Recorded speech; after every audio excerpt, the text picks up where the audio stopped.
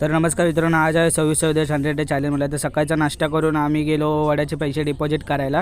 तर आज आम्हाला पुन्हा एकदा वंदे भारतचं दर्शन झालं आमच्या स्टेशनवरती.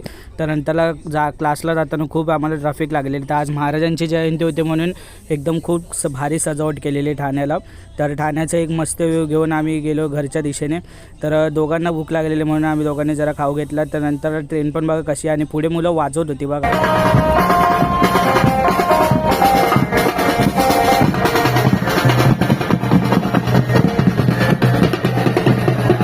तर आमच्या एरियात आल्यावरती आमच्या एरियात पण खूप मस्त सजावट केलेली. तर आम्हाला जेली पण भेटला.